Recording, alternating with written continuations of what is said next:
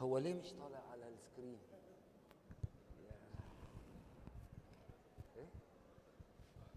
Okay. Good afternoon, everybody. Bismillah ar-Rahman ar-Rahim. My presentation today will be a little bit of different. It's about the signs encountered in neuroradiology, in pediatrics, and in neuro head and neck imaging. Eponyms, or names or diseases named after people.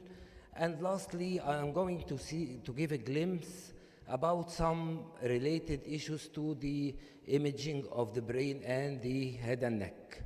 From the beginning of history, civilizations have relied on visual imagery to communicate ideas and to record history. When I say synonym in radiology, I didn't mean exactly that it is المرادف. It is استعارة مكنية, metaphorical sign. So when I see a radiology sign resembling something which is not present in the image, and this may be diagnostic or even pathognomonic, I call it metaphoric sign, which is more accurate than synonym, because synonym is exactly the same meaning. Eponym is considered in medicine the highest degree of acknowledgement, and it refers to disease or concept named after people. Neuro head and neck imaging is fond of signs and eponyms, that the term eponophilia has been coined to describe the number of diseases named after people. Here I'm going to mention at first the most two important eponyms I believe I have to mention because they are related to our profession. The first is William Röntgen, the German physicist who invented X-ray or who discovered X-ray in 1895, and his name is scattered throughout the radiologic landscape, including Röntgen rays, units, Röntgenogram, Röntgenoscopy, and Röntgenography. The second guy, or the second scientist, is the scientist who discovered Mycobacterium tuberculosis, and he received the Nobel Prize in Physiology or Medicine in 1905. He devised a procedure to prove the source of infection, and it was named after him, which is Koch's postulate. Why I'm mentioning Koch in particular? Because he traveled to Egypt and he discovered Vibrio cholera here in the Alexandria University Hospital, and the place where he was working in the late 19th century was still existing until like 30 years when it is demolished and replaced by another building. Lastly, the acronym is sometimes used in radiology. It's a word which is taken by abbreviation of the first letters of a series of words and by itself spells as a word. Now I'm going to discuss some signs. First, the double cortex sign, or the which is encountered in subcortical band heterotopia. This describes a circumferential band of gray matter separated from the cortex by thin white matter. Here is the original cortex, here is the subcortical band, and here is the thin rim of white matter separating the two, and it is related to early arrest of neuronal migration. In lysencephaly, we may encounter what is known as figure of 8 brain, or hourglass brain. Lysencephaly is caused by defective neuronal migration. It is classified into type 1 and type 2. Type 1 is the lysencephaly and type 2 is the pachygyria. In type 1 or the lysencephaly, there is shallow, vertically oriented sylvian fissures, resulting in this characteristic figure of 8 appearance on axial imaging. Pancake brain sign in a lobar holoprosencephaly refers to fused cerebral hemispheres with typical central monoventricle, which has been simulated to the pancakes. Holoprosencephaly results from failure of division of the forebrain, of the embryonic forebrain, or the prosencephalon, and it is categorized into allobar, semilobar, and lobar types. Corpus Callusimogenesis results from partial degenesis or total agenesis, failure of callular commissional fibers to cross the midline and form connection between the two cerebral hemispheres. The fibers are supposed or destined to cross the corpus callosum transversely. But in agenesis of the corpus callosum, they come to be oriented parallel to the interhemispheric fissure. And in this case only, we call them probus bundle or longitudinal callosal fibers. But in the normal setting, they are not called probus bundle. They are commissural fibers or callosal fibers. Some signs are related to agenesis or degenesis of the corpus callosum. First is the racing car sign. On axial images, the widely spaced lateral ventricles with interposed probus bundle is reminiscent of Formula One type car, where the tires are formed by the widely spaced functor horns of the lateral ventricles and by the dilated ventricular trigone or colpocephaly. When you see the Formula car from above, it simulates this appearance. Steer or bull's horn or Viking helming ventricles refers to the appearance of the frontal horns of the lateral ventricles on coronal images due to the absent deep fibers, white matter fibers, and reorientation or redirection of the probus bundles. Here we can see the appearance of the frontal horn simulating the steer or bull's horn, all the Viking helmet sign. Kaeri 2 malformation is characterized by meningomyelocele and small posterior fossa with descent of the cerebellar vermis, cerebellar tonsils, and brainstem through the foramen magnum.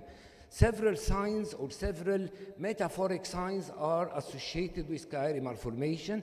First is tactile beaking, where the colliculi, superior and inferior, are fused into a single plate pointing posteriorly and sometimes indenting the superior border aspect or invaginating the superior aspect of the cerebellum. Angel wing sign, again in Kaeri 2 malformation. On axial MR, the prepontine migration of the cerebellum creeps around the brainstem at the level of the middle cerebellar peduncles, resulting in what is known as angel wing appearance of the brainstem. Lastly is the Leuken-Schädel skull. I can recall it from my studying when I was resident in radiology, and it was, what's this Leuken-Schädel? I am not sure I'm pronouncing it in the right way or not, but it is a German word which means gaping skull. It is encountered in Kaeri 2 malformation, and it is described as dysplasia of and it is described as dysplasia of the membranous skull vault, with the inner table more affected than the outer table and revealing regions of thinning or absent bone, which is pathologically correlated with unossified fibrous tissue. Gilbert syndrome is characterized by constellation of morphological features, including the hypoplastic vermis with sagittal vermian cleft due to incomplete fusion of the two halves of the vermis, thinning of the isthmus, which is part of the brainstem between the pons and the inferior colliculus, with deep interpeduncular fossa. This is the interpeduncular fossa. Here we go. This is the midbrain, and this is the interpeduncular fossa. And lastly, thickened superior cerebellar peduncles oriented perpendicular to the dorsal pons. The bat wing force ventricle, or the Gilbert syndrome, is caused by hypoplastic vermis with opposed cerebellar hemispheres. They are not fused. They are just opposed. They are only fused in rhomboencephalosynapses. But in Gilbert syndrome, they are opposed with hypoplastic ventricle resembling a bat with stretched wings.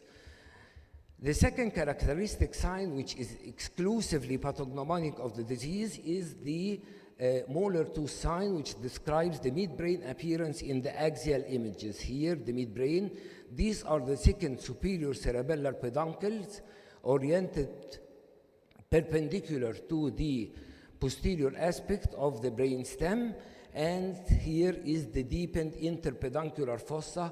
This appearance collectively results as in what is known as the molar tooth sign.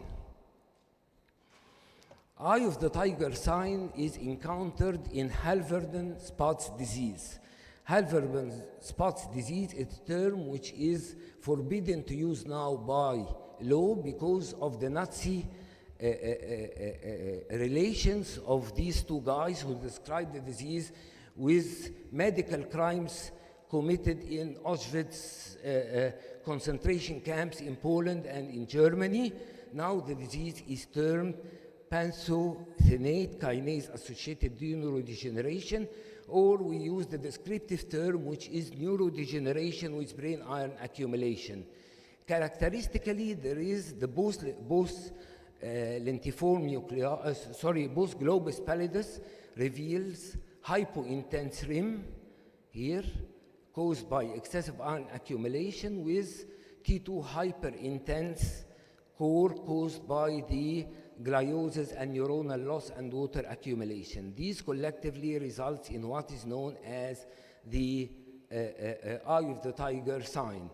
The second disease, which is also described by a Nazi scientist, and his name has been erased from the literature, is now called metachromatic leukodystrophy, which is due to deficiency of the enzyme allyl sulfatase, resulting in dysmyelination with sparing of the perivascular white matter. So the spared perivascular white matter is projected as hypointense lines against the demyelination, the T2 hyperintense demyelination, resulting in what is known as tigroid or leopard skin pattern. I'm going to have a stop for 2 minutes. I hope I'm not running off time. Okay. Discussing the diseases which have been erased from the literature, the names of the scientists who described it. And actually, there is a lot of neurological diseases because they were carrying horrible experiments unlimited by any ethics upon the prisoners and the victims in their concentration camps. And unfortunately, the neuroscientists contributing in the war, the Nazis launched to eliminate the neurological diseases throughout sterilization campaigns against the mental defectives and euthanasia or الإبادة الجماعية أو التطهير العرقي, using brains for research following their murder. This atlas was drawn by Perenkov, and it was hailed as the most accurate and prestigious atlas since Vesalius' atlas in the 15th century maybe. But actually, bodies of thousands of those executed by the Gestapo served as models for drawings. Halverdon-Spatz disease, it's cancelled. Now pantothenate kinase-associated neurodegeneration, neurodegenerative disease with brain iron accumulation. Van Bogaert-Scherer-Epstein syndrome.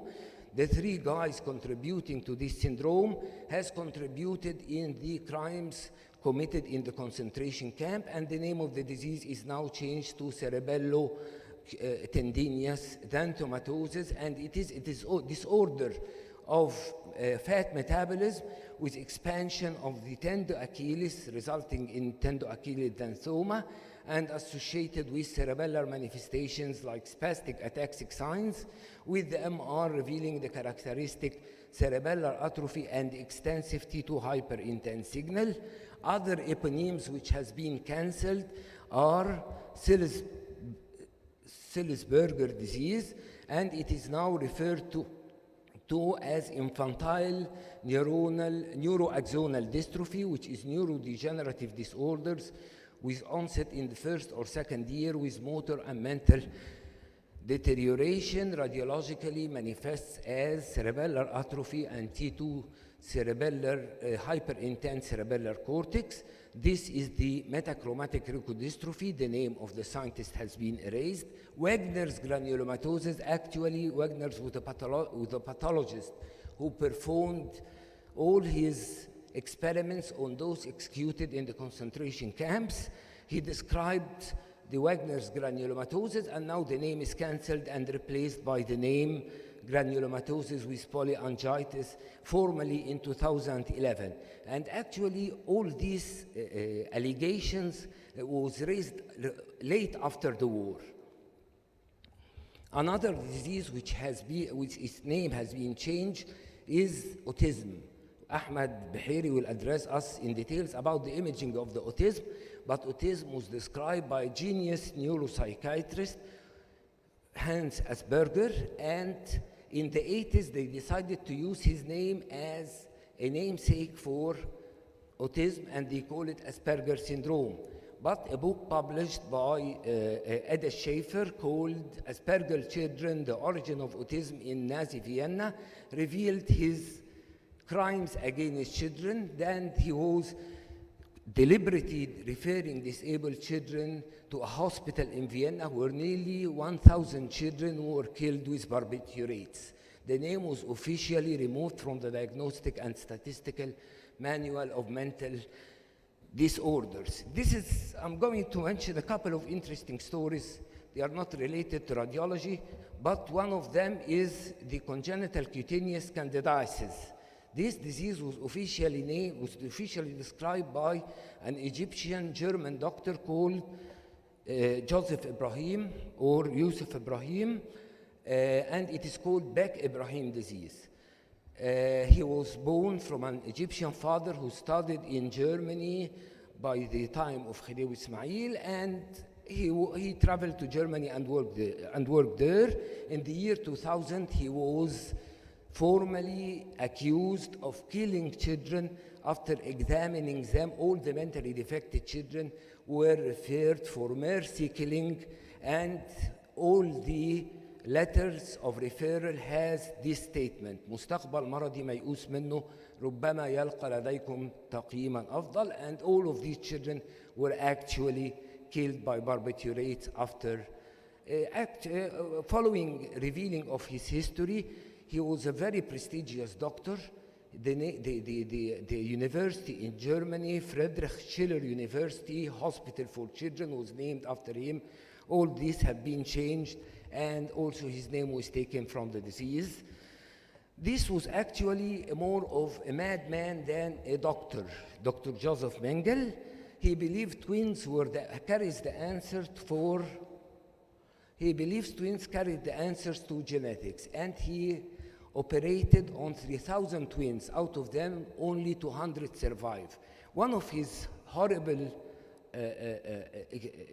experiments is that he takes the twins and tries to create Siamese twins by sewing them back to back and vein to vein in a trial to create Siamese twins. Other cruelties include castrations, amputations on children without anesthesia, live dissection, and other. Going to conclude this section, and I believe I will be running out of time anyway. In the year maybe 2000, there was a very big story which was revealed in the media about one of the most wanted Nazi doctor, which was called Albert Heim. He disappeared after the war. Actually, most of them escaped to Argentina, Brazil, but this guy came to Egypt. And he hides in Egypt from 1945 until he died in the year 2000. He lived in the mosque. He was very kind to the children, bringing them candy, although he was a horrible killer in the machine of killing of the Nazis regime. He injected petrol and other liquids into the hearts of prisoners. He castrates them. He boils their head after murdering to extract the teeth, and so on. Back to the synonyms. Honeycomb appearance is encountered in Canavan disease or spongiform leukodystrophy. It's a demyelinating disease due to deficient enzyme aspartocyclase, which catalyzes the breaking down of N-acetyl aspartate with high serum level and urine level of N-acetyl aspartate. Pathologically, extensive vacuolation, which describes the appearance which appear in the MR. It looks like a sponge. Another sponge encountered in MR of the brain is encountered in mucopolysaccharidosis type 1, 2, and 3, where there is honeycombing encountered in the basal ganglia and thalami. They are related to accumulation of gags, as we can see here. This is honeycombing, or due to prominent perivascular spaces or Virchow-Rubin spaces. Wilson disease is a hereditary disease characterized by deficiency of ceruloplasmin or serum transport protein for copper. Most prominent involvement is in the liver and the brain. Two signs are encountered in Wilson disease. The face of the giant panda sign, it refers to the appearance of the midbrain in the T2 weighted images created by these signal changes: high signal intensity in the tegmentum, normal signal intensity in the pars reticulata and substantia nigra, and hypointense signal in the colliculi, which is caused by the paramagnetic effect of copper, resulting in the Wilson disease. Okay, I'm done. Thank you.